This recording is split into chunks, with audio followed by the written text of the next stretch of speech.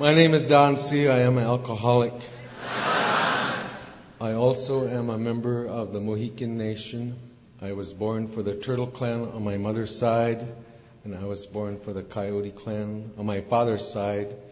And my Indian name is Tantanka Wambly. It was given to me by the elders when I was given the responsibility to be keeper of what's called the sacred hoop of 100 eagle feathers.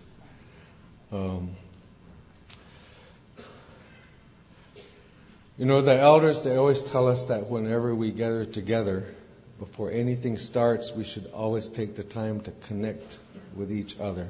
That's the most important thing that we could do. And so I know that there is an elder here who is sober 61 years.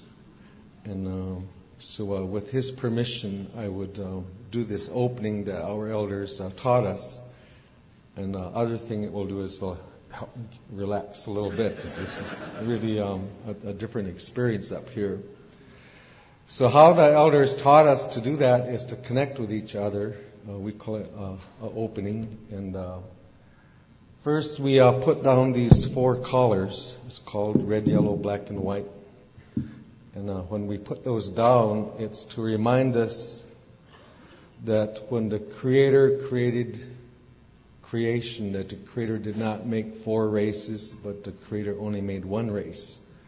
And just like you have flowers, you have different color flowers, you have birds, different color birds. And that each one of us, when we are in the womb, then the Creator assigns to us an earth suit. And so then when we are born, we come out with the suit.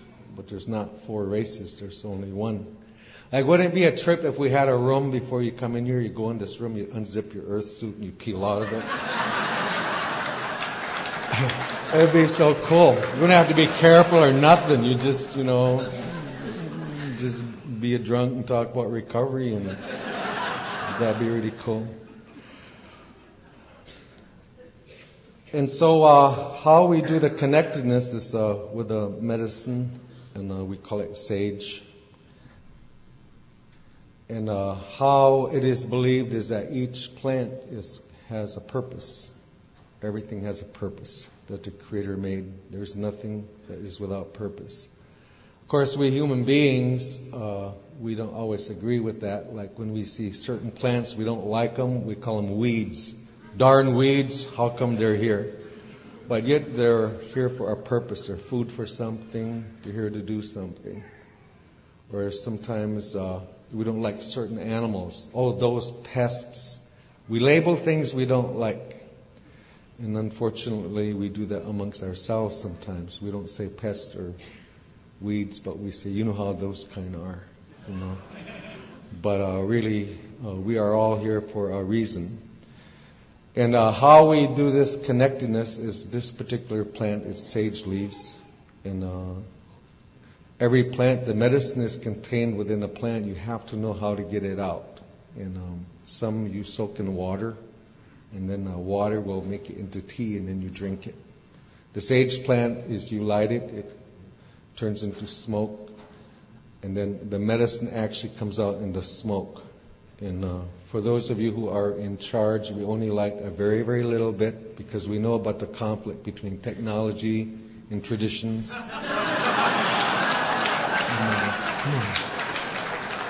And so, fear not. And then how we distribute the medicine is we light the medicine and it starts to smoke. And then the medicine comes out in that smoke. And then we take like an eagle fan. This is a feather. This was given to us by Bill Aronmogson. And you put the medicinal trap on the fan, and then you take it and you throw it. And it goes a long distance. And what the medicine does, it helps us to connect with each other. Because as we know in this program, I think that's why the steps say we, not I. Because I cannot do this without you. And so I just want to thank you for allowing me to do this. And it also, helps me too. And then what the elders tell us is that whenever you are in the presence of an eagle feather, you cannot lie. You cannot, you're supposed to honor that. And so what I'm going to do is I'm going to just leave this feather out because I am an alcoholic, so I'm going to...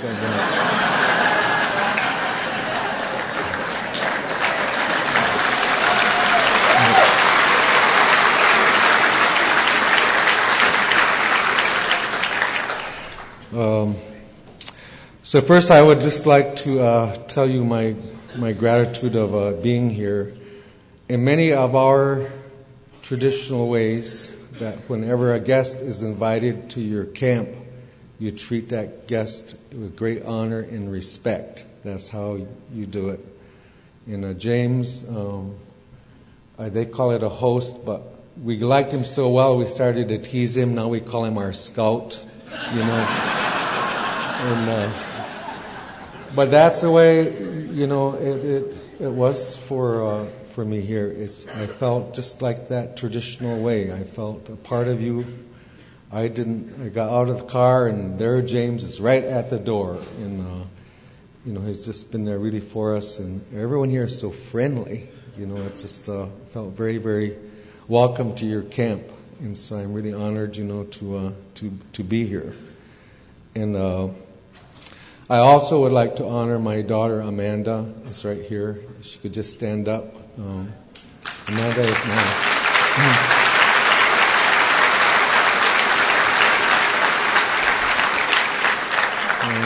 Amanda's in recovery, and I'm very proud of her, and I have a lot of respect for her. She's what we call a young person with the old spirit, and she's just really a blessing to our family. And I'd like to say a special, good morning to my relatives from, the various communities here. And I'd like to say a special welcome to our veterans who are in recovery, our warriors. Because we know that this process works for you too. And so we're really honored, to have you here. And...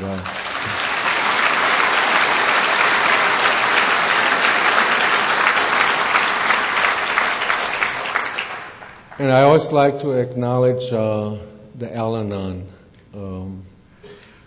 If it wasn't for, at that time, when I had to find this program, at that time I was married. And I remember when she started going to Al-Anon, I didn't know what it was. I liked it because when she would go that way, I go this way. But it wasn't a very few weeks I remember the weekend when she got what Al-Anon was about. My life changed tremendously.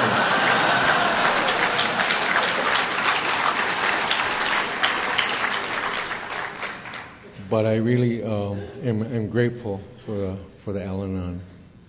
Your program is incredible. I ended up going to Al-Anon for 3 years one time. I really needed to go there, and it changed my whole AA program. I finally got what was different, and it was the secret that Al-Anon, that you knew. So it's been a life-changing experience, coming to your camp. So what you taught me, it seems like everything, in some ways you feel like kind of, what am I going to say? Because everything I know about this you taught me already, so it's like you already know what I'm going to say, and anything that has a value to me as far as my life was able to change. I got this from you. So one of the things you taught me was to just share my experience, strength, and hope, to tell what happened and what it was like and what it's like now. So I will do that. And maybe the best way that I could do that is when I first come into the program, I didn't get it right away. I had went back out a number of times until I went to a meeting, a speakers meeting up in Estes Park, outside of Denver, Colorado. And that was there where I met Don P. And He had this book. It was so used. He had rubber bands and the pages were coming out of it. And it was in there. He looked at me and he had a presence about him, for those of you who know who that man is. And that's how it happened. I sat down there and he looked at me with those blue eyes, and he's an Indian guy. And that was a change. And he told a story that I connected to immediately. I guess in our culture, stories are very powerful.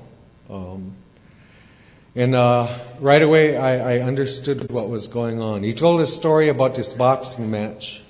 And he said, then there was this big arena, and there was, in one corner was a person in the white trunks that was alcohol. In the other corner, opposite, in the black trunks, was me. And I was sitting there. And people started to come in that arena, and me and alcohol were just kind of looking at one another a little bit. And of course, what they do at those type of events, they always block off and reserve the front rows. That's where it's reserved for your family, so that they can get the best view. And so my family walked in there, and they removed that ribbon, and they all let them sit there right in front so they could see very well what was about to happen. And so the time came for it to start, and the referee called us both out, and the referee said, there's some rules here. He said, there's no hitting below the belt, and when I say break off, and explained a lot of the rules, and me and alcohol both agreed to those rules. And we hit the gloves and did the deal. And so we went and sat back in the corner, and somehow the alcohol and I, we were connecting. We were watching each other. We were studying each other very, very carefully. And so the bell rang, and we came out, and we boxed around there, and it wasn't too bad. I mean, it was kind of fun and doing that deal. And bell rang, we sit down, and I looked out there, really intense, the alcohol, and was really looking back, kind of had this smile on his face, like it knew something. And so we got out there, and we were dancing around, boxing around some more, and I don't know how it happened. I must have had let my guard down, but the alcohol seemed to sneak in a real lucky punch. It just stung me really good. And it kind of surprised me. I looked at the alcohol, and he said, oh, that was just a lucky punch. He said, you can whip me. And when he said that, somehow, within my innermost self, I knew what the alcohol told me was true. I knew that I had the power to whip that alcohol. So after the first few rounds, this alcohol is starting to do this more frequently. It's just really stinging me really good. Even one time, I very early hit below the belt, and I looked at that referee, and the referee didn't say anything. It's like he didn't see what was going on. So as I noticed when I sit down between the rounds, I started to see the people started to walk out of there. They started to leave because I think they detected what was going to happen there was a very boring fight. And so I was focused on alcohol. We got out there by the time we're in our middle rounds, and now alcohol is stinging me almost at will. And each time it says to me, you can whip me. And each time it said that, from my innermost self, I knew what the alcohol was doing, is telling me the truth. It could see my secret power that I had, my willpower. And so got up there in the rounds a little bit higher, and I'm staring at the alcohol, and by then I kind of looked around, and everybody was gone, except my family. They were still sitting in that front row, getting that good view. And by then my eyes were swell shut, and the alcohol was really hurting. But it sat over there with that smile on, and I was attracted to that. It had like a power. And I kept thinking, I can whip you. And finally I sit there, and I felt this tug on my arm, and it was one of my daughters. And I looked at her, and I said, what? And she says, Mom says to tie you, let's go. She said, just climb down out here. She says, we'll give you a ride home. We'll all go home. And I looked down at her, and I said, daughter, I said, you tell your mama just one more round. I'm going to make some moves in this round. You just tell her to sit there and watch. So I got out there, and I wasn't able to maneuver exactly how I wanted to do that. But the alcohol was almost intentionally hitting below the belt and doing a lot of things that wasn't right, and the referee wasn't saying anything. And it really started to do some damage that last round. And so I went back and I sit down there again, and so my eye was barely open. I looked at the alcohol. I could see it just kind of a blur. And I'm getting really focused now. And pretty soon I felt this tug on my arm, and I looked down there, and it was my son. And I looked at him and I said, "What?" And he says, "Mama says to tell you, we're going to leave. We want you to come with us. Please." He said, "Please." "Daddy," says, "come with us." And I looked down at him and I said, "Just one more round." I said, "You watch." I said, "I got a secret move. I'm going to do it now. Sit here and watch." I said, "I figured it out." And so we got out there, and by this time, alcohol had me right on my knees. And it was screaming, "You can whip me." And I kept saying to my inner oneself, "I can do this, I can do this." And pretty soon it was stomping on my head and kicking and bruising. And I laid there, all I could really see alcohol was just its tennis shoes. And I'm not exactly sure when my family left. But they did. They couldn't take it anymore, what was going on there. And so they walked out of there, and I was looking at the alcohol's tennis shoes, and I said, "I think the alcohol is lying." I said, "I think it knows how to whip me," and it didn't. So I crawled out of that arena, and I got out there, kind of healing up, and putting a little salve on, and talking to a few people. Found a self-help book.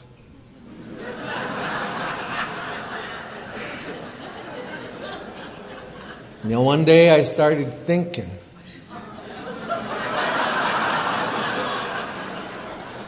There was another move that I knew about. So I put on my gloves and I went down there. Didn't know if alcohol was going to be there or not, but when I got to that area, alcohol was standing in the corner with its arms on the ring. And I said, "Alcohol," I said, "I'm back." And the alcohol said, "I knew you would be." He said, "Because you can whip me." And I said, "I got some moves." The elders taught me some moves or whatever. But I went in there and he didn't even allow me to get in the ropes. The alcohol put me down immediately. Just right away.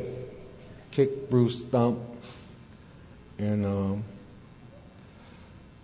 I once again was looking at the alcohol's tennis shoes. And so I crawled out of that arena again. And I got out there. And I found a new self-help book. And I got thinking again about that alcohol. And so I put on those gloves one more time after I healed some, and I went back in there. And I said, "Alcohol, I'm back." And I said, "I knew you would be."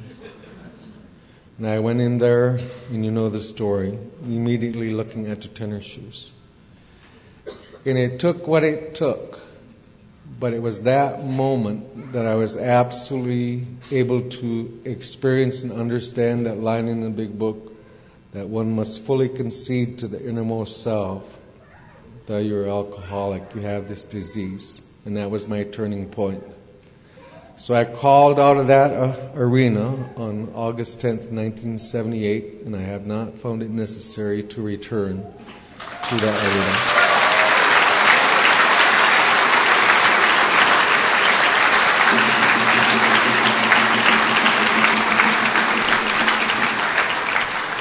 And it took that for me to come to you. I knew about AA. I didn't know what it was, but I knew what it was about. So I was living in downtown. I was living in Colorado Springs, and there was a meeting downtown. So I went in the afternoon and I scouted it out where that address was on Tejon Street. And so I didn't tell anybody. But that night, that meeting started at 8 o'clock. I went down there a little bit before, and I seen the cars started to park in that area.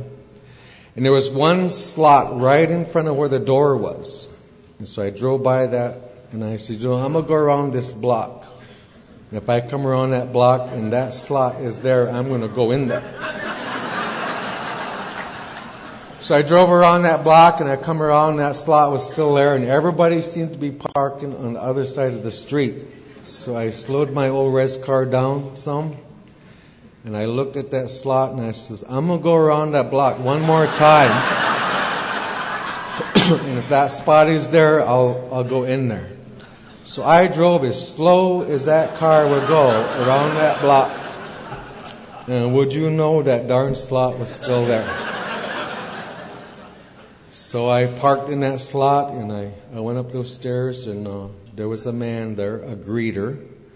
I think if he wasn't there, I think I would have changed my mind, because there was all these things. But anyway, he greeted me and he welcomed me in there, and I walked in this room and I looked around, and the first observation I had, I says, oh my God, these are all white people who are sitting in here.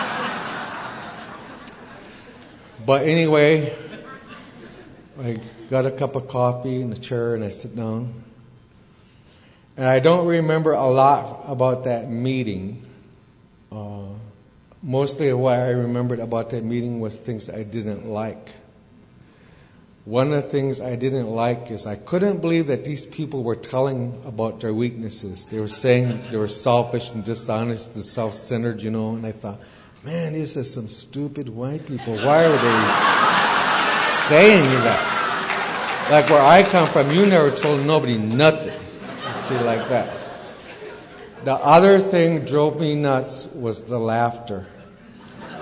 Jesus, they would tell something and they just laugh and belly laugh and everything else, and there was nothing funny I could see. Nothing.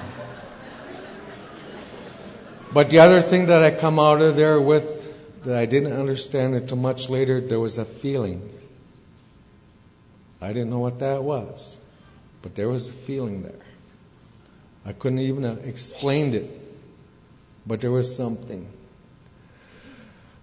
But I had been to AA enough to know there were certain things that I was told I ought to do that I wasn't willing to do. I wasn't at first willing to get a sponsor. That's not something I was willing to do because I always did everything myself. And so when I came back off that last drunk, I had all the resistance beat out of me. I had no resistance when I came to you. I don't care what it was. The alcohol had taken whatever that was away. I was ready. So I knew that I had to get a sponsor. And I was kind of watching this guy for a long time. I watched him how he was in meetings, and he's kind of a rough guy. But there was something about him. He's like an elder, a rough elder. But he had that thing that I was attracted to. So after that meeting, I knew where he went, and I went and I asked him if he would be my sponsor. And he said, we'll get some coffee, we'll talk about it. So we sit down at the table, and Frank, he was maybe close to 6'6" or 6'7". He was a big man. He was very scarred up. He was. You never doubted whether Frank was an alcoholic or not. You knew he was. And in my opinion, he was hit with an ugly stick very, very young. And after I talked to him for a little while, I found out he's very sarcastic and very judgmental. And so as we sat there and talked, I saw him sizing me up. He was scanning me like that, looking at me, and he had. So anyway, he said, I've been sober for, over 15 years. He said, I watch you Indians come in here all the time. He said, you sit way in the back row. And he said, you come in a little late and you leave a little bit early. And he said, you won't say nothing. You guys just all sit in the back row. He said, maybe you last 2 months. But he says, mostly you don't. He said, you guys are really weird. He said, you don't say nothing. We don't know what you're thinking. None of that. He said, you don't get this at all. But he said, I watch you do that. And I don't know if you've ever been like when you were a child that somebody got you a little puppy. You know how sometimes you're a kid with a puppy, you tease it, it's like you rub its face like that, and then it starts to growl and you rub it some more. That's how I felt he was doing to me. You guys don't make it, and there's something wrong with you. And I remember I sat there and I stared at this old man. I looked him really strong in the eye like that. I used to stare at him when I got upset with him. And I remember I was thinking to myself, I says, I'll show you, you white son of a bitch. I said, I'll make it. I'll make it.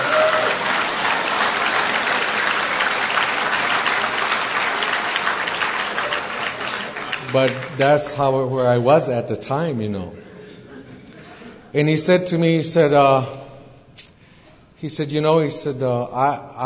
just now decided, he said, I'm going to be your friend for the rest of your life. He said, you don't even need to like, it's got nothing to do with you. He said, I just decided I'm going to be your friend. And he said, there are some things that I can give you. He said, one is, he said, I'll be your friend. And he says, the next thing I can give you is some hope. He said, because I know something you don't. He said, I know how to stay sober. You don't know how to stay sober. So there's something that I have that you want. And he said, I'll tell you some things I'm not. He said, I'm not your taxi cab. Don't be calling. I ain't your banker. I ain't your hotel.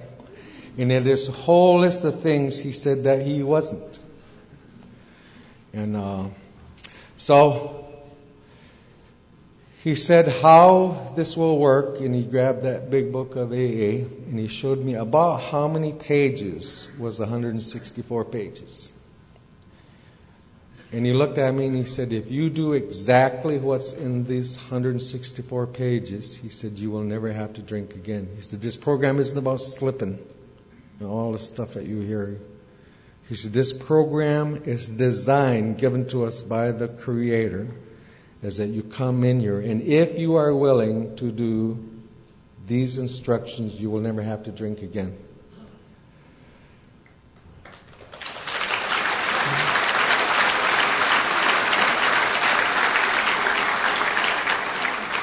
And that was maybe the first time I started to feel what it felt like to have tears flow. I could feel that lump coming because I wasn't used to having those tears flow. Because I tried everything.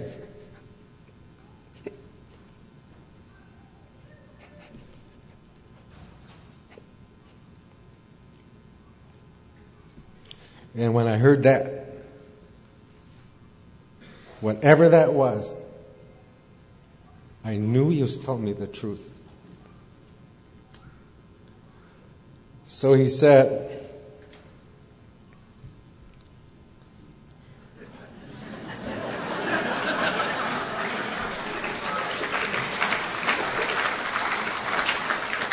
so he took a schedule. By then I had moved to Denver, and he took a schedule, and he said, you are to attend 6 meetings. I will choose the meetings that you will attend. So one night was a big book study, traditions. So every night there was a meeting I was to attend. Sunday night was my meeting, a choice. I could go to whatever meeting I wanted. And he said, you go to this meeting, and when you get there, You just say your name is Don, you say you're alcoholic, and he said, don't say nothing else because you got nothing of any value to anybody. You know nothing. Until you take the third step. Then we'll consider letting you say some things. And so I went to these meetings, and I followed what he said. But of course, in a place there, if they know who's your sponsor, they know what the deal is too. They know you got to go there and not talk, because that's the way he did it. And so I went there, and I was. Then he showed me the instructions in that big book. I had looked at that big book before, but I could never find the instructions in it. In fact, it was the most boring book I ever read in my whole life. But then when he started to show me these pages is the instructions for this step. And so he showed me the pages for step 1. And he said, what is going on in your life right now? He says, you actually made your life a lot more simpler than you thought, because right now the only problem you have in your whole life is the step you're on. Your other problems now have changed. And that no matter what meeting you go to, if you're on step 1, you listen from the point of view of step 1. Whatever is going on there. And so I went to meetings every night, just like how he told me. My name's Don, I'm alcoholic. Now, after about 4 months, I went to this meeting, and who would walk in but this Indian woman would walk in. And I could tell the way she looked at me right away, I knew she had her eye on me. We was connecting.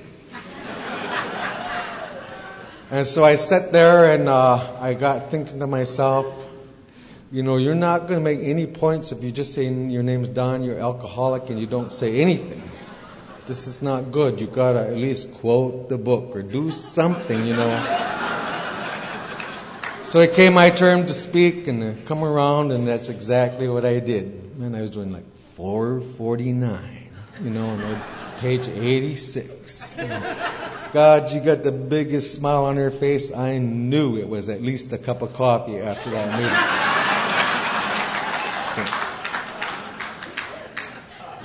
And so we did, and we got a cup of coffee over at the Village Inn, and I was so happy. I was coming back to this little part in my head. I was strutting. I was, But anyway, I got in there, and I wasn't in my apartment. 15 seconds, the phone rang. And I was so up. I was so happy. I pick up the phone, and I go, hello. And you know who it was, right? What the hell you doing moving your lips,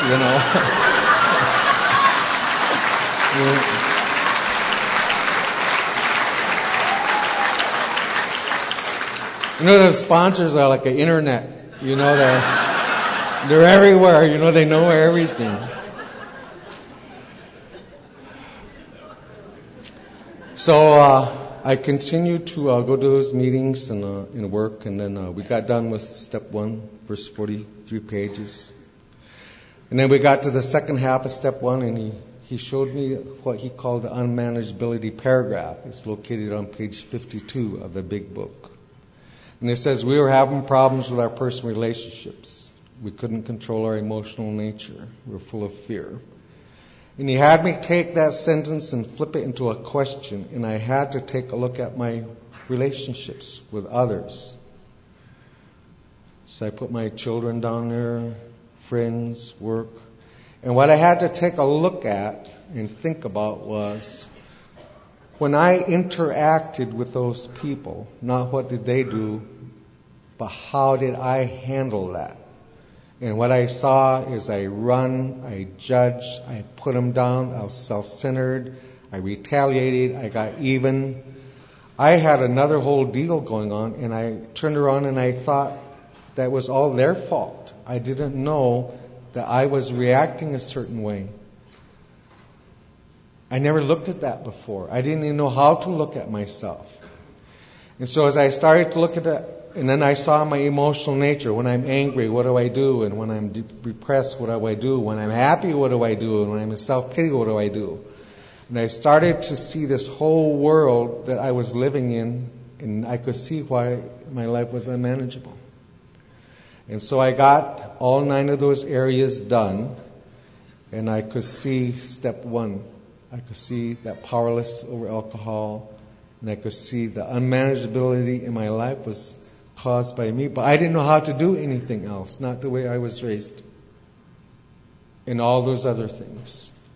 That's how I reacted normally. That was normal to me, was to retaliate, get even. That was the deal. So when we got done with that, he showed me in chapter for solutions, we agnostics was for chapter 2. And so I had to read that 25 times. And then as we got into step 2, he had me create 9 visions. He said the steps are all interconnected with each other. One is dependent on another in a very natural order.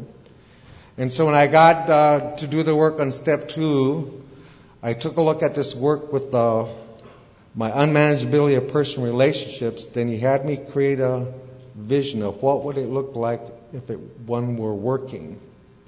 In other words, came to believe that a power greater than yourself could restore you to sanity. Sanity, having that sound mind. So I had to do some work with him, getting the idea, well, what would it look like if it were working? And he said you didn't have to, when you do that, you don't have to be willing fully. You could be half willing. You could be kind of willing. You could be kind of maybe sometimes most of the time willing on Tuesdays and Fridays, whatever. Any of that was more than enough to make it work. And he said most of this work will be done actually out of your current belief system. And when I got that done, he showed me that. I showed it to him. And he said, now this work that you have done in step 2, this will be your spiritual awakening in step 12. Having had a spiritual awakening as a result of these steps. He said, you just did. If you want an idea, sneak preview of what that's going to be, you just did that. So I had things in there like, with women, or at that time I was still married, but I had that in there that I would be kind and tolerant, and I would be loving and forgiving. And there was like this when I was doing that work, it's like the little people was on my shoulder, I'd be right kind and tolerant, like jerking my earlobe and saying like, who are you trying to shit? I don't think they could see you being like kind and tolerant. But he said, don't worry about how is it going to happen. Don't worry about when. But that the possibility exists that a power would be able to do this. And so I went ahead and did that. And then from there, he took me into the 3rd step, which I had some hesitation about the 3rd step. Whoever wisdom it was that put God as you understand Him, that really saved in that 3rd step. And the way that Frank worked that is he considered every line in a big book was an instruction or a sentence that you had to connect to your experience. So when he said your life is run by self-propulsion, when we went over that, I had to share with him what I thought that meant based on my life experience. That I was the actor and I was manipulating, even trying to be kind, and I was self-centered. And so we went through the whole thing. And then he showed me in that book, he said the 3rd step gives you 5 concepts of a higher power. It ain't a doorknob. He said it's not in there. He said it lays it right out. There's 5 things to consider. And there was a point in my sobriety that he had me at certain times look up every word in a big book with a dictionary that was 4 letters or more. Because he said, your mind. He used to tell me about my mind. And so we went through that, and so when I was going to meetings, I was on 3rd step, so I listened from the 3rd step point of view. And I had a hard time coming to do that for a couple of reasons. One is like on our reservation, they have some of you won't know what it is, but they have like boarding schools and mission schools, and when I was growing up, that's where we went. So it depended upon which church had the money, I guess. We just had one church, so one would leave, another one come in, and then they'd leave, another one come in, and so they always had food and clothes that they always gave you, but you never got them till after the pitch. You had to go to the sermon, whatever. So that's the way they do it. So, one would come in, maybe, I think they were called Pentecostals or whatever, and so then we all had to, do all this stuff, and and then you go and eat and stuff like that. Then they'd lose the money, and then you wait a couple months, and the Catholics would come in, and so we were just kind of used to the missionaries coming and going, and you gotta be doing this, and then they would tell you, good thing the other one's not here, because if you belong with that, you go to hell. We are the ones that have the way, So it's kind of confusing, because they're all kind of, you didn't know which one was it, was the right one as they came and went. And you take a little Indian kid, when you see like a nun, they're different today, but in the nuns, they were dressed in a certain kind of uniform, and boy, they're big when you're a little kid. They're scary.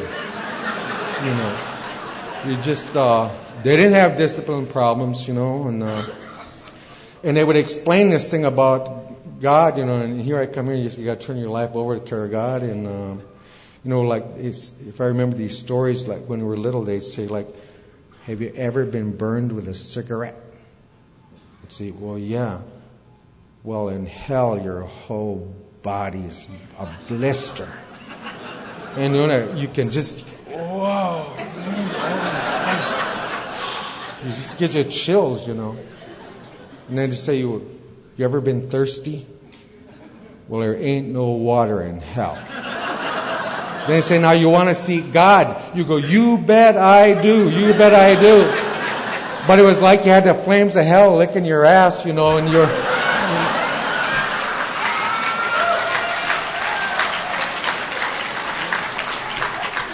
And that's how I thought God was. You do it or you go to hell, and now you're asking me once again to do this. And so I was processing what that step was, until I was in a meeting one time, and I heard this man tell a story. And he said there were this pond, and there was a log on there, and there was 4 frogs sitting on this log. And he said, one of those frogs made a decision to jump in the water. And I said, how many frogs are left? I said, 3. He said, no, still 4 frogs. But one of them decided. But that frog, when it decided, he says how that connects to the 3rd step is God makes that an orange frog. So your 3 green ones, you make a decision, turn your life and your will over, God makes you orange. And I had some confusion, in these rooms, because you would hear people in meetings, they say about, the will, about, well, I took my will back and I turned it over and I turned it over and I took it back and I turned it over and I took it back and I turned it over and I took it back. And you're going, I was going, how the heck does that work? You turn your life over and then you take it back, and then something happens, you give it back and you turn it over. And the way that this man said, he said, once you turn your life over and you become an orange frog, he said, that's it. So what happens if you turn your life over, say, on Monday, become orange frog, Monday, and then Wednesday you get all pissed off at somebody? He said, you're just a pissed off orange frog.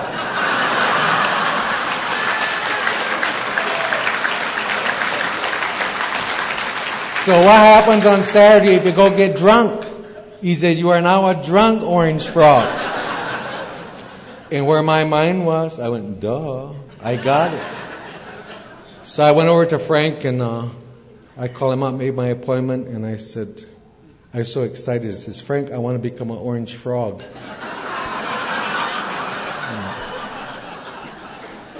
So anyway, that night we went through that book, and line by line, I had to tell him my experience. Was I an actor? Oh, you're an actor. And then he says, like, do you do the little Indian thing in front of white people? And so I had to really be honest about many, many things, the games that I played. in front of certain people. And so that night we got through with that, and me and that old man, we got on our knees and we held hands and we read that third step prayer. And he read it first, held that book open, and then I read that third step prayer. So when that was done, I said, what next? He reached behind his chair and he brought out a tablet and a ruler. And by the time I left there, I was writing a 5-step resentment inventory, a 4-step fear inventory, and an 11-step sex inventory. Where you're dishonest self. But he had me make a column for each one so I could see the patterns much better. And so I went ahead and I wrote that inventory. And he especially warned me about the dark crannies, that I had to tell everything. Everything. The sexual things, the secrets, money I stole, all those things that I did, I had to have it in there. The only instruction I did was I wrote the inventory in those columns, like he said, but I wrote the sick stuff on a different sheet of paper. And when I got my inventory done, I knew it was good. I did a lot of sick shit that I felt bad about and all that, But I knew it was all on there. I knew it was. So it came time this Friday. I could tell I either had the 5th step or drink, and it was going to happen that night. Because I couldn't bring myself to do it, but you get your wrists and you start going, and I start thinking I'm going to go there for a pack of cigarettes, and I could see that thinking coming, and I could see it increasing. I knew it was either 5th step or drink. And so I called up Frank, and they just taken him to the hospital. He went there. So I called another guy. Didn't answer his phone. It's kind of hard, like when you're new and you don't know all the things you know. But I called this third man, and he knew. He said, "Do you have 5th step to do?" I said, "Man, yeah." I said, "I do." He said, "Come on over. I'll do the coffee pot." So we went over there, and I had my little notebook, and I was reading it, And when we got done, he said, "Is that it?" I said, "Yeah, that's it." I said, "This one's just too bad." So he said, "I'm going to make us another pot of coffee." And, so as he was making that coffee, he was just sharing with me some of the stuff that was on his first 5th step. And I remember as he was shared this with me, I thought, man, this white guy's way sicker than me. He is really sick. So then I thought, and he told me some really juicy stuff. See, I didn't know he was free. I thought, okay. I have another little bit of paper here that I'll share with you. But I got thinking in my mind, if you tell on me, I'll tell on you. That's what the deal was, But I went through and I started to share that, and it was hard. And some of it, he just put his hand on my shoulder and he said, just say the next one. It was like my throat was closed, and I didn't want to tell him about how I was sexually abused and what this uncle did. And all those things that would happen. I never told nobody when I was 9, 10, and 11 what happened, just like around sexual abuse. And then the man that did it was my uncle, and it was my mother's most favorite brother. And then one night there was a big party on the res. It got kind of wild. Somebody shot him 6 times right in the chest. And when he got shot, I was overjoyed. I was happy. But I watched what that did to my mom. That was my mother's most favorite. And I carried all that stuff around.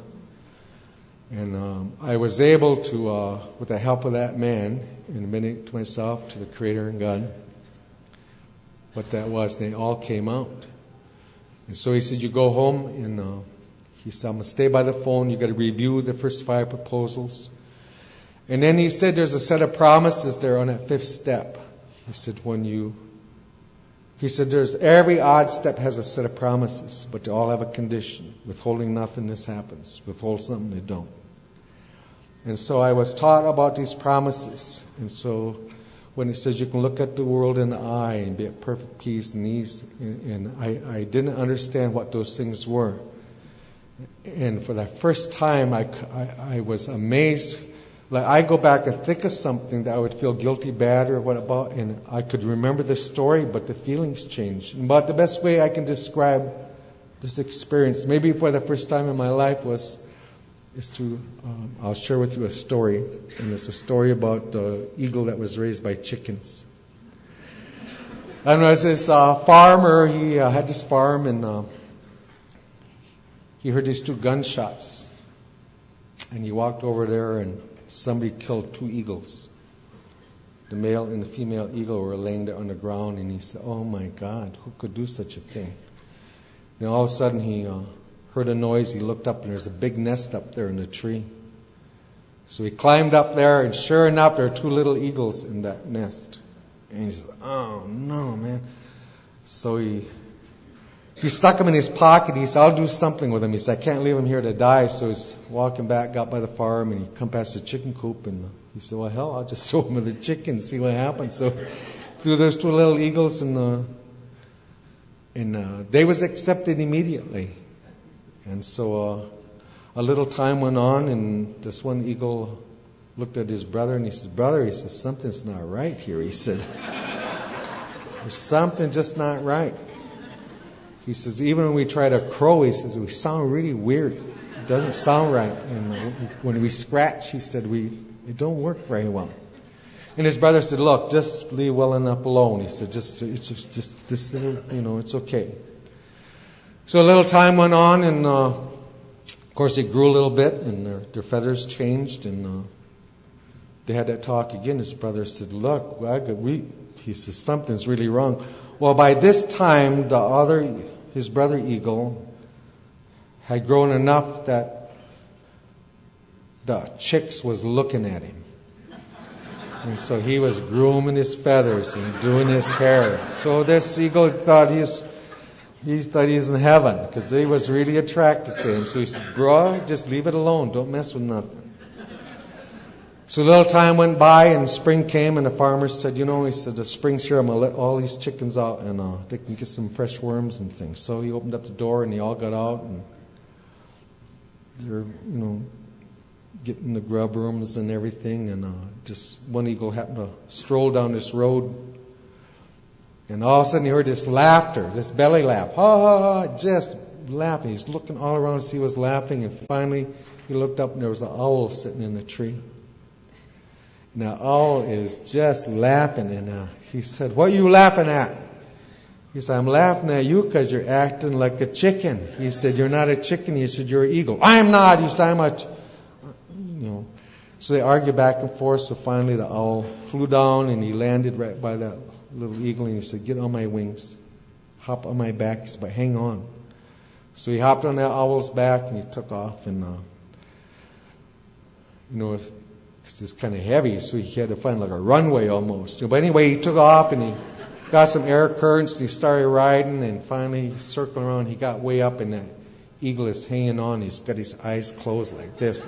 Every once in a while, he opened up his eye, and he closed it, and he's just scared, And so the owl is explaining to him, you carry the prayers to the Creator, and this is your place, and everybody loves you, and he respects you. And finally he said to the owl, he says, "Take me back down, take me back down."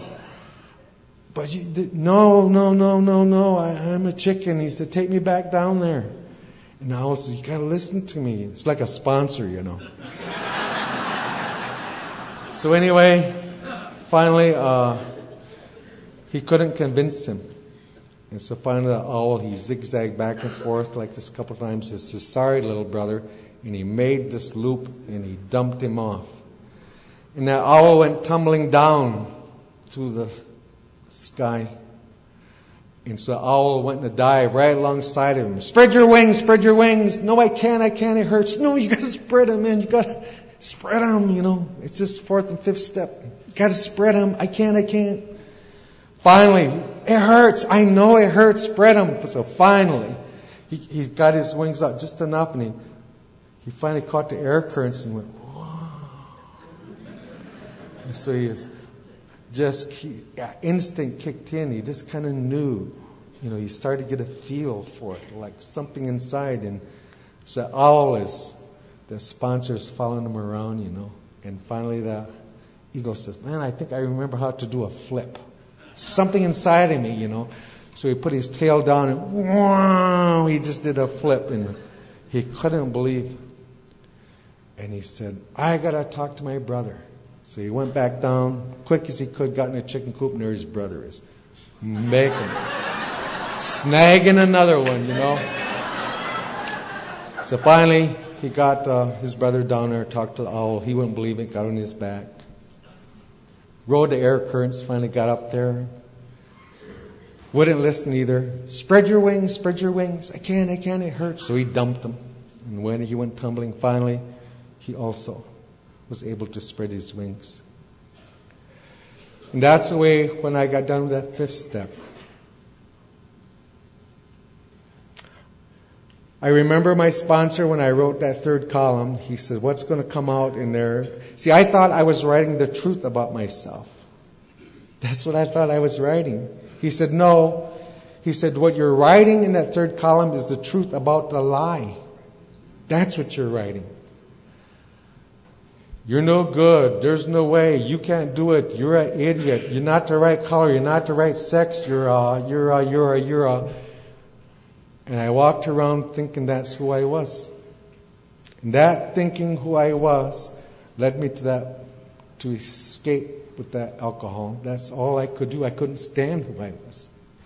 I would fog up a mirror in the bathroom so I didn't have to see what was in there. I couldn't quit doing it was the damn thing.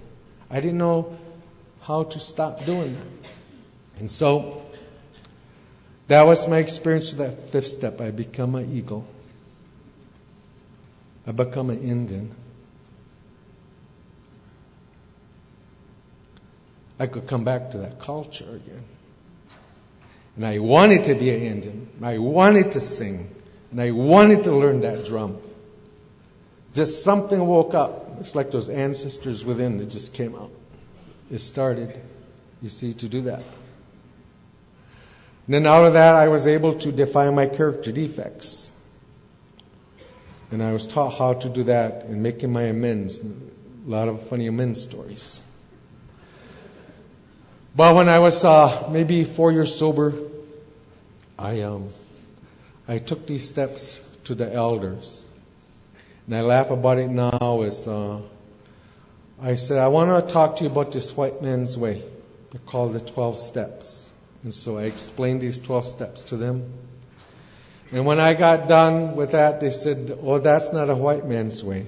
They said, that's an Indian way. And they said, the only thing that we would change is we would take those 12 steps and put them in a circle.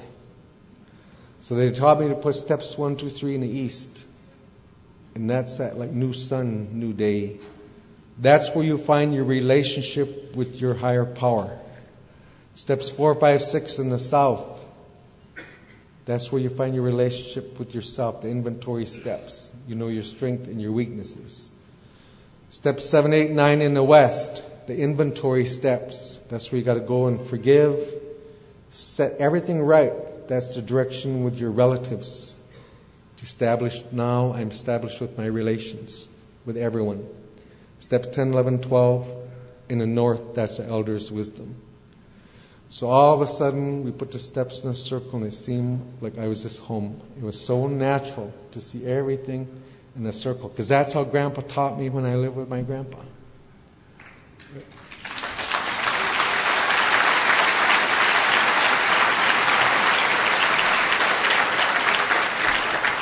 So the way that I was sponsored, I was taught to go through the steps every year prior to my AA anniversary. Last July, I finished my 27th path through the steps of AA.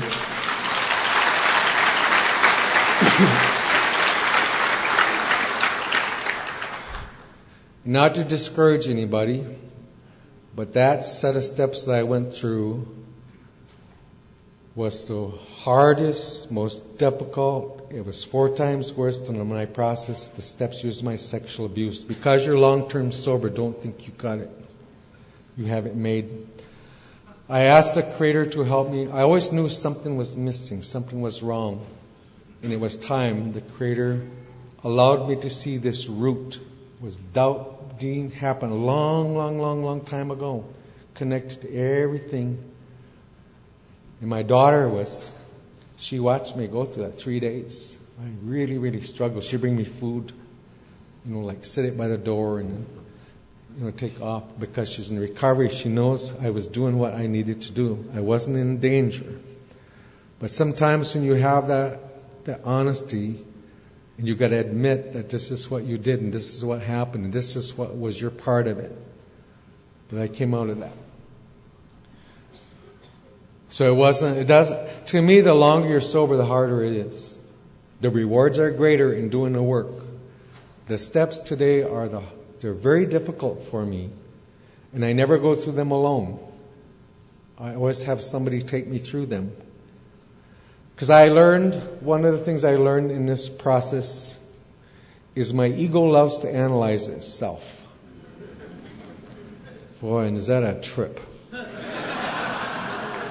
Oh, you caught me. Let me tell you what's wrong with me. And then that'll tell you and just puts on another mask. And there I go into delusion again. When Johnny Looking Cloud, I asked him one time, I'm close here, but he asked him one time, I said, Johnny, teach me to pray. I want to know how to pray. So he said, okay. So he said, you got to get up really early in the morning. And you watch for when that sun first comes over the horizon, and it will raise up, and until it's a full circle. He said, there's a window there. That's when the birds sing, the flowers. There's a lot of activity goes on. Then when it gets higher, they quit singing. He said, pray at the window in the morning. So I opened up my big book on awakening. Consider your plans. Ask God to direct your thinking to do it. I do it exactly that way. And after a little time went on, I remember I sat out there one morning and I don't know where they come from, but it must have been 200 birds came there, robins and blue jays, and they was singing, and I was just praying. I was going, oh, right, man, this is really cool. So I called Johnny Looking Cloud up, and I said, man, this bird shit really works. I said, there was 200 birds out there singing, and I'm praying, and I'm doing this. And he said, nephew, he said, those birds have been singing every morning. And it was there, but I didn't see it. I didn't know what was going on. So then a little time went by, and I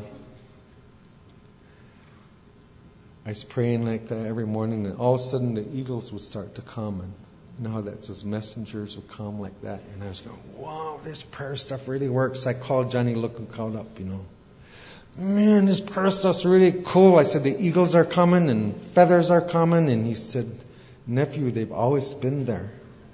They've always been there. So I started to realize there's a lot of things that's always been there. I just didn't see it.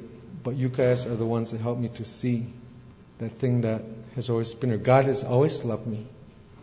He didn't just start loving me. He always did. It was like that.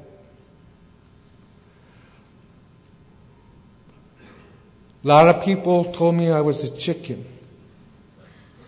And they fed me chicken stuff. And I walked around, I was an Indian, I was acting like a chicken. But I found I ain't a chicken.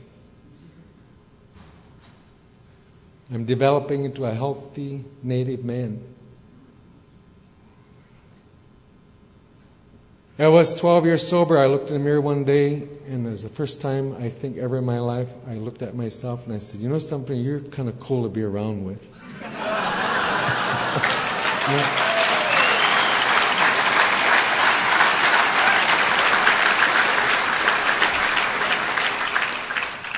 So I go through this work, and I can't believe that the Creator has allowed me to do the things that I'm doing. There's a website called whitebison.org. Some of you can check it out. And you'll see like the rest of the story, or page 2, whatever it is. Just doing some incredible things the Creator has allowed me to do.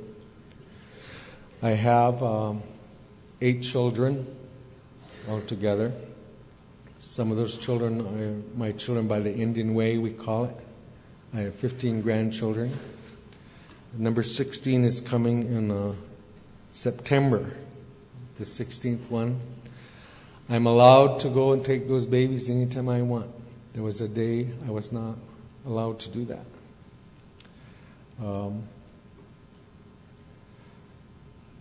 I would say this, if I were to say what was the worst thing, if I had to pick one of the worst things in the drinking years, what would it be? I would pick the loneliness. It appears like a hole, and you do all kinds of stuff to fill that hole. And what I found out from you was it was the Creator that I was looking for. I didn't know that.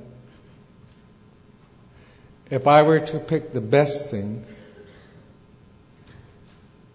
that has happened, is the relationship that I have with my Creator. It is so cool. I don't live a life where I have ever, no matter what goes on, a feeling that God is left. I don't live a life that way. In the book it says that the possibility, it talks about possibilities. It talks about the possibility of another dimension. It says that you have the possibility of carrying a vision of God's will into every area of your life. God's will in my life is not a mystery. I don't wonder what is that anymore. And I've learned that I have to grow in effectiveness, and I have to come to you, my teachers. So I'll kind of close with this. There was a time I went home one time to our reservation, and I was raised in hell there. And but some of my relatives, they took me in a car and they took me to the edge of the res and they said, "Don't come back here no more. You're crazy. We're all ashamed of you. Don't come back here anymore." And so I knew what they were saying. I was doing things I didn't know how to stop doing. Then where do I end up? With you guys. And when I did the crazy shit, what you said is keep coming back.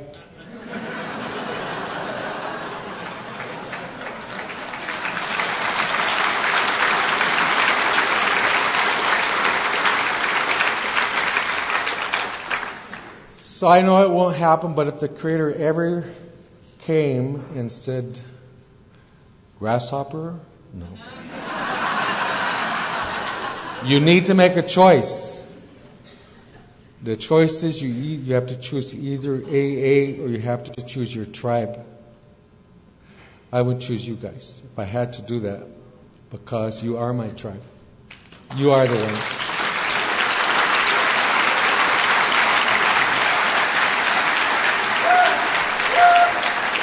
So I'll close with this prayer, and that's the prayer you taught me too.